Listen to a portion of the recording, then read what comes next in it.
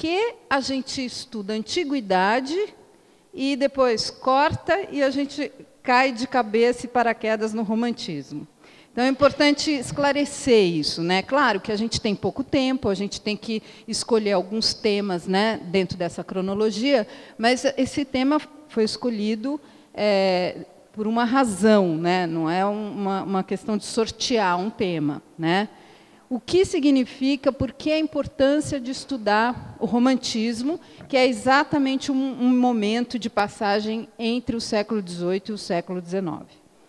É o momento em que surge a sociedade burguesa, que é essa sociedade, em última instância, que a gente vive ainda até hoje. Então, vamos dizer, é o momento em que as coisas, essa sociedade que a gente vive, começa, né, a surgir com as características que a gente ainda permanece na nossa sociedade. O que é que acontece de tão importante que vai transformar o antigo regime, que era o regime da monarquia, né, para a sociedade burguesa? A Revolução Francesa. A Revolução Francesa acontece em 1789. Tá? O que é a Revolução Francesa? É um movimento de massa que vai por fim ao regime monárquico na França, né? Só na França. Mas acontece que o significado simbólico dessa revolução é muito importante, porque nesse momento a gente muda, né? Se é necessário reinventar uma sociedade que não segue esse modelo da monarquia. Tá? Então, esse é o fato importante, vamos dizer, que vai detonar uma série de transformações. Claro que também a gente está vivendo na Inglaterra já a Revolução Industrial, que também é uma revolução econômica, né? Quer dizer, a invenção da máquina a vapor, dos sistemas de manufatura, um modelo econômico muito parecido com o que ainda permanece até hoje na nossa sociedade, no Ocidente. Todas essas modificações, tanto do plano político quanto econômico, acontecem por causa de uma modificação, um start, vamos dizer, um começo que se deu com o iluminismo. O que é o iluminismo? O iluminismo é um sistema de pensamento filosófico. Então, surgem filósofos que começam a pensar, né, olhar para a sociedade, ver aquele papel do rei, né, e o servo, né, aquela condição feudal que ainda se estendia até o final do século, meios do século XVIII, e fala assim, puxa, mas será que o homem veio à Terra para servir a um rei? E aí eles começam a questionar esse tipo de coisa, e começam a dizer, não, o homem deve servir a si mesmo, o homem deve buscar a felicidade, o homem deve ser racional, deve buscar razão, né? Então, a partir desse tipo de questionamento é que você vai começar a olhar para essa sociedade e desejar que ela seja modificada, né? Então, espera aí, deixa eu ver que eu estou de ponta cabeça.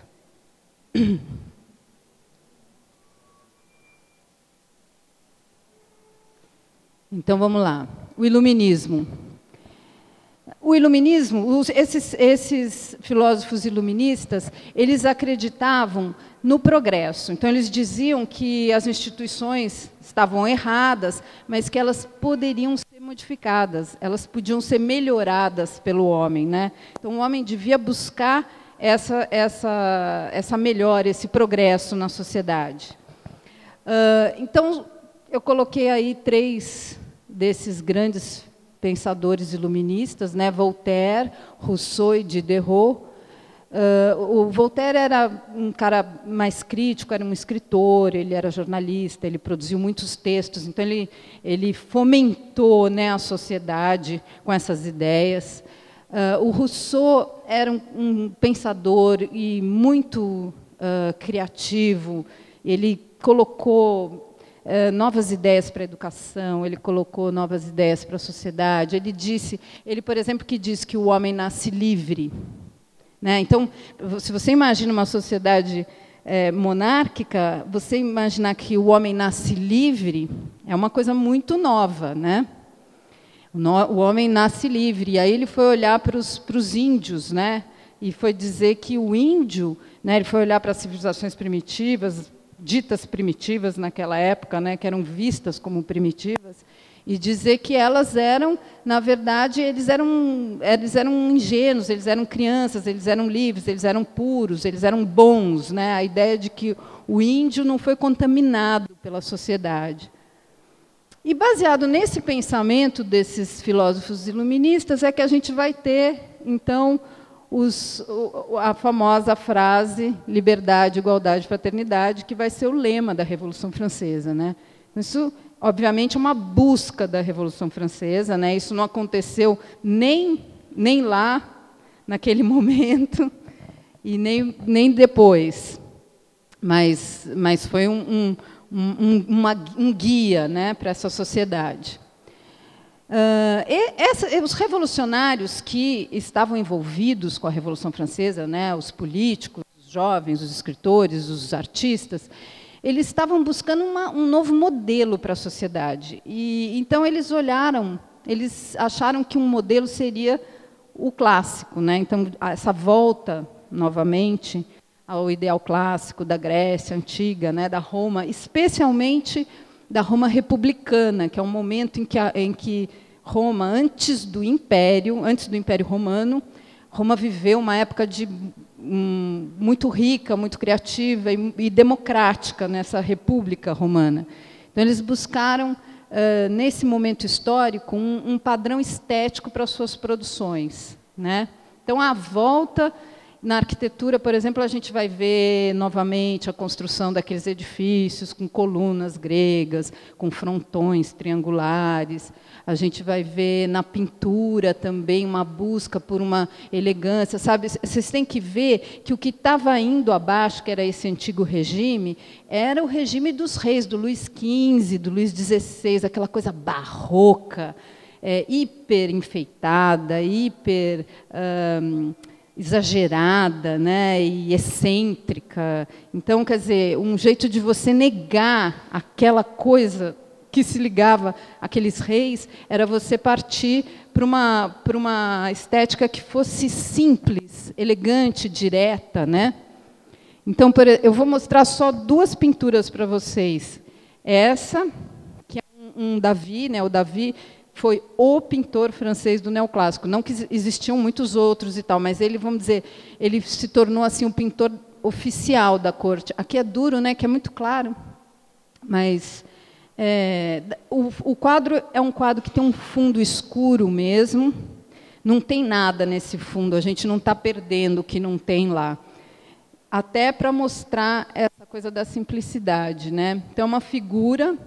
Madame Récamier, essa senhora, ela era uma jovem senhora da sociedade francesa, ela era esposa de um banqueiro, uma senhora rica, e que recebia em seus salões lá os literários e os pensadores da época. Mas vejam como ela foi representada de uma maneira extremamente simples. Não tem nada a ver aquela roupa da realeza barroca com essa camisola que ela está aí sentada nesse sofá, né? Então é uma coisa. Ela está vestida como uma romana do segundo século antes de Cristo. Assim, ela está vestida com um vestido simples, né? Um enfeite na cabeça. Toda a cena muito bem composta, só um sofá, como se esse ambiente que ela está vivendo fosse um ambiente desprovido mesmo de riquezas, de exuberâncias. É um ambiente que só contém essa figura com toda a sua simplicidade e elegância, né? Então, isso assim, é um resumo, né, do que pode ser a pintura neoclássica. Claro que os temas heróicos, são os temas de conquista, né? A pintura histórica é muito tomada por esse espírito neoclássico, tá?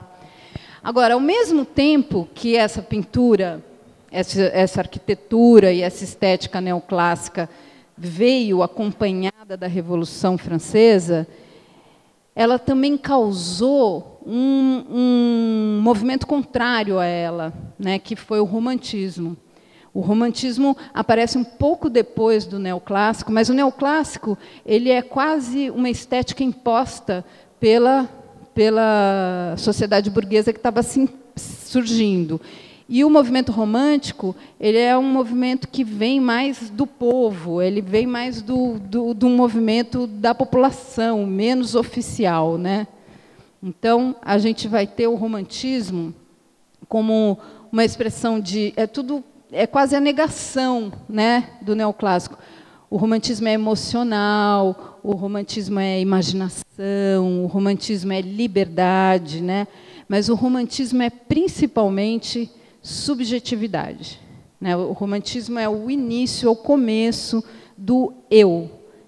O artista vai começar, pela primeira vez, a colocar a sua visão de mundo das coisas, né? Como eu vejo, como eu sinto. Ele deixa de ser... o pintor, por exemplo, deixa de ser um cara que retrata o seu governante ou a família do governante para retratar alguma coisa que ele pensa, ou que ele sente sobre a sociedade ou sobre as pessoas, né?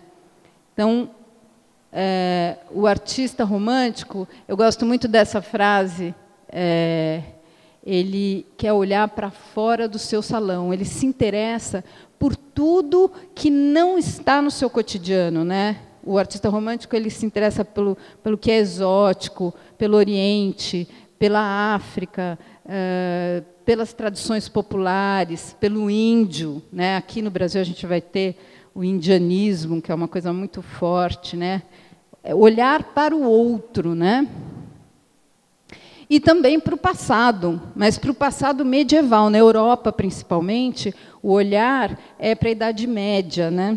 Que é o início das culturas europeias, e não para Roma ou para clássico, né? Para a época clássica da Grécia. Agora, desse ponto de vista, tanto o neoclássico quanto o romântico, eles são movimentos que olham para trás, né? A ideia de um artista que tem saudade de alguma coisa, que vai recorrer ao passado, né, para trazer coisas que já aconteceram para o dia de hoje. Quer dizer, não é uma estética do agora, que está preocupado com o que está acontecendo agora. Uma característica interessante do romantismo também é o interesse pelo macabro, né, principalmente na literatura. O romantismo ele nasce na literatura, ele nasce na Alemanha, né, entre os escritores alemães, e vai ser muito forte na música e menos importante na pintura, né, porque os movimentos eles também na dança. Sim, na dança é fundamental. Na dança é fundamental o romantismo. Agora, para mostrar o romantismo para vocês, assim, na pintura, eu também escolhi o Goya, porque eu não consigo... tinha que escolher uma imagem só, então eu até queria mudar, porque o ano passado eu já mostrei esse Goya, mas eu não consegui escolher outra imagem que não fosse essa, sabe? Eu acho que tem que ser essa, porque... primeiro, porque eu acho que o Goya interessa a gente por ele ser hispânico, sabe? Acho que é uma realidade, embora seja Europa, é mais próxima da gente do que estudar os franceses ou os ingleses, então, que são anglo-saxões. Em segundo lugar, porque essa pintura em especial, o 3 de Maio, ele é muito importante na história da arte mesmo. Ele é um marco na história da arte, eu vou explicar por quê. Bom, voltando à França, para chegar aqui nesse quadro, eu vou ter que contar mais um pouco da história. Teve a Revolução Francesa, né? A Revolução Francesa, a princípio, foi um movimento de massa. Acontece que, logo depois da Revolução, viveu-se um caos absoluto, né? Essa necessidade de reconstruir a sociedade a partir de uma ausência de modelos, né? Foi difícil. E momentos bastante conflitantes, enfim, mortes, assassinatos, perseguições. E o que acontece é que há um golpe de Estado, né, um sujeito que se chama-se Napoleão, que era um cara do exército, um general, ele acaba fazendo um golpe e tomando o poder em nome da burguesia. Então, aquilo que era um movimento de massa se torna, na verdade, um movimento burguês nesse momento, né? E o Napoleão ele acaba se coroando imperador. Vejam que contradição, né? No que foi dar a Revolução Francesa. E institui um poder completamente violento, né, de guerras, e sai conquistando os países em torno da França. E um dos primeiros países que ele invade é a Espanha. Então, o Goya, ele vivia na Espanha. O Goya era um pintor da corte. Ele levava o trabalho dele, desde os 30 anos, que ele já era pintor desde jovem, ele já foi contratado pela corte, e o trabalho dele era ficar lá pintando a vida dos reis, né, seus filhos, suas famílias, no dia a dia. Ele era um bom pintor, ele foi escolhido porque ele era sagaz, ele tinha um olhar interessante. Mas veja, como todos os artistas desse momento, ele também era um cara contraditório, né? Então, ele estava lá na corte, mas ele também achava, ele estava muito próximo daquilo que era a corte, e ele tinha uma visão crítica daquilo, ele achava que aquilo estava errado. E eles já sabiam que já tinha tido a Revolução Francesa. Então, eles achavam que o Napoleão, a hora que ele entrasse com as tropas na Espanha, que ele traria os ideais da Revolução Francesa, que aquilo seria uma renovação para a Espanha. E, de certa forma, ele, Goya, como outros intelectuais, meio que esperaram essa chegada do Napoleão com certo otimismo. Só que o Napoleão chegou matando todo mundo e conquistando, que era o que ele estava fazendo. E aí, depois de uma série de eventos, que não interessa relatar, houve esse momento, que foi o 3 de maio, que a cidade de Madrid, houve um movimento popular em Madrid contra as tropas do Napoleão. As pessoas se levantaram, se organizaram, e aí, só que de noite, o Napoleão juntou as tropas e saiu pela cidade, reconquistando os espaços e matando todos os espanhóis que eles viam pela frente. Então, essa noite é um dia histórico para eles, porque é um dia de massacre. E o Goya, em 1814, como vocês podem ver, 5, 6 anos depois, fez essa pintura. Existe texto do Goya dizendo que ele viu, ele estava voltando para casa à noite, ele viu, não necessariamente essa cena, mas ele viu algumas dessas cenas de massacre. E ele fez essa pintura que representa. Então, a gente tem assim, eu não sei o quanto vocês estão enxergando disso, mas os soldados, eles estão de costa. Então, assim, é a primeira. O que tem de tão inaugural nessa pintura? É a primeira vez na história da pintura que um tema de conquista está sendo mostrado do ponto de vista não do conquistador, mas do conquistado, do oprimido. Então, não é uma coisa heróica. Oh, venci a guerra, eu, meu cavalo, minha espada e meu poder. Eu estou sendo massacrado, eu estou sendo destruído, eu estou sendo assassinado. Então, tem um sangue, é uma coisa cruel. Assim, a pintura em si ela é de extrema força emocional, porque a gente vê as pessoas que já foram assassinadas, né? Uma fila de gente que ainda vai ser assassinada, e um único homem. É interessante a gente ver que é um mouro, né?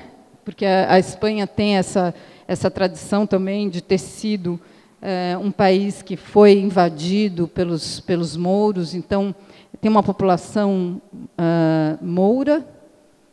E o exército é quase uma máquina, né, gente? O exército está aqui sem rosto. A gente nem sabe quem são esses assassinos. Eles são mais uma máquina de destruição do que gente.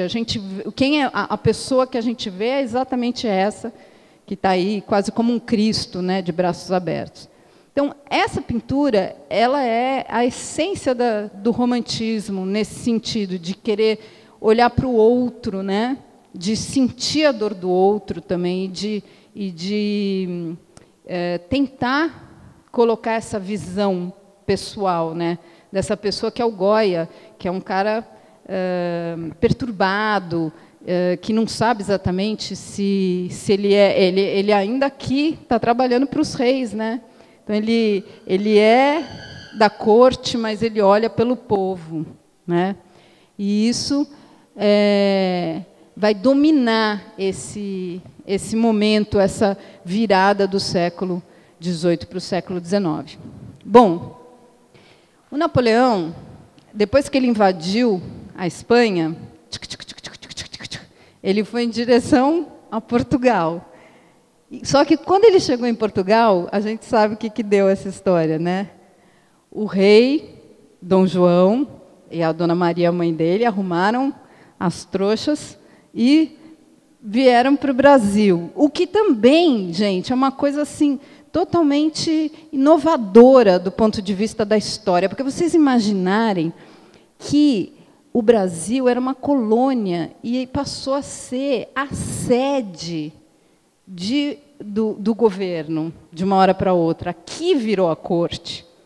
Então, quer dizer, ao mesmo tempo que tinha acabado de acontecer, antes da Revolução Francesa, foi a Revolução Americana, né? Que é a independência americana, 1776. Então, os Estados Unidos já era um país independente.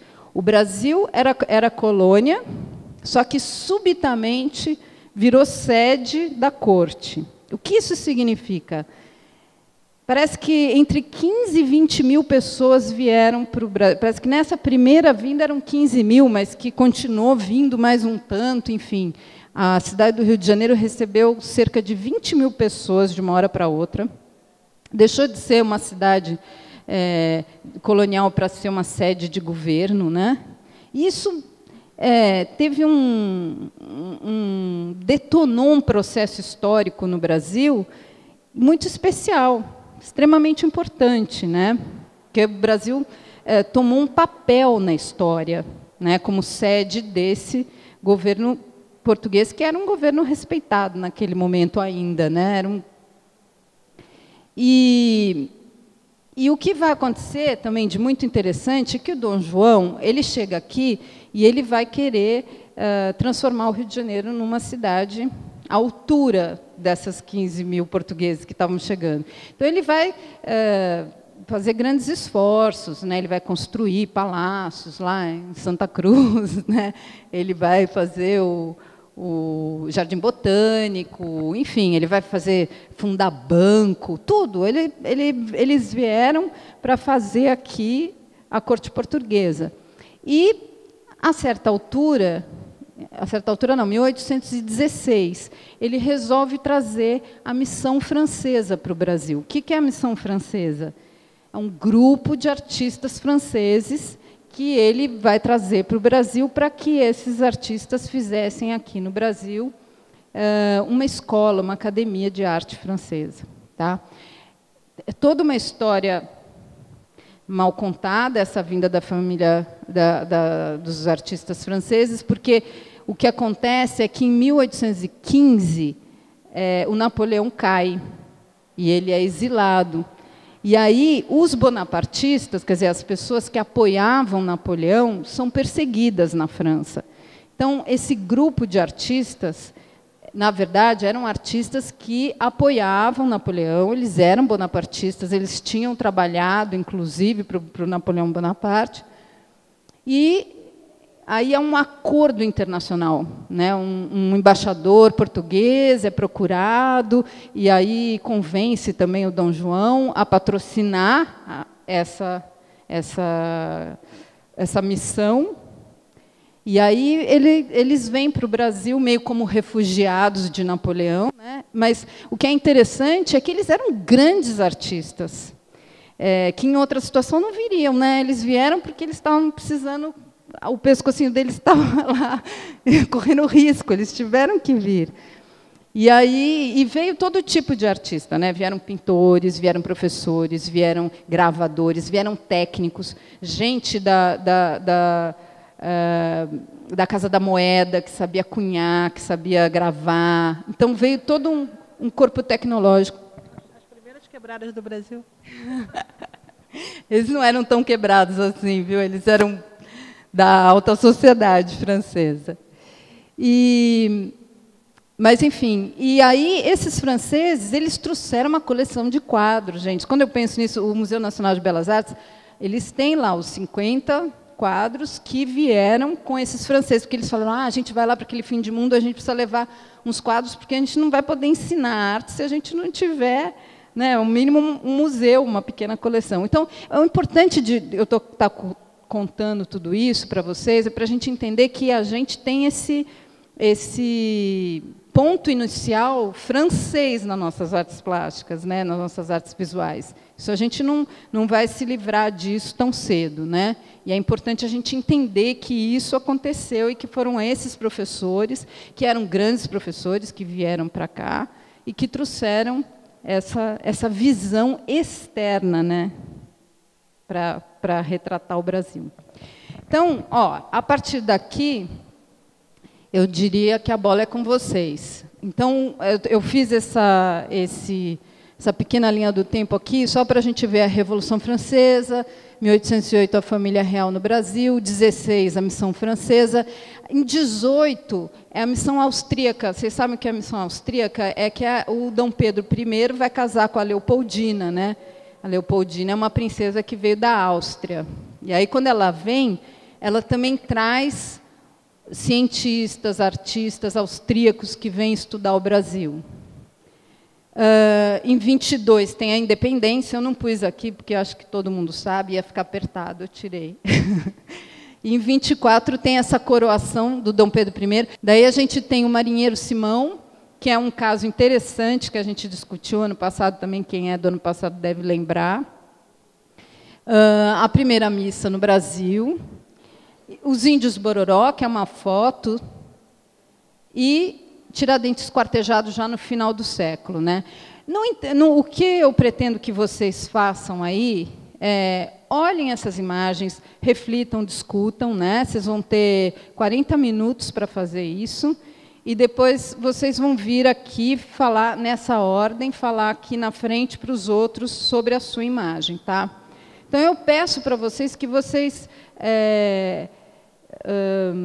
debrucem de fato sobre a imagem, sabe? Tentem trazer dela uma reflexão, mesmo que nova. Mais importante saber o que vocês estão pensando do que saber se a pintura é romântica ou neoclássica. Isso não interessa, né? Isso é o que menos interessa. O que interessa é a gente pensar que imagens são essas e que essas imagens elas construíram a cultura brasileira, né? Elas foram feitas por razões diferentes, mas com sempre o mesmo objetivo, que era esse, de construir uma ideia de pátria brasileira no século XIX.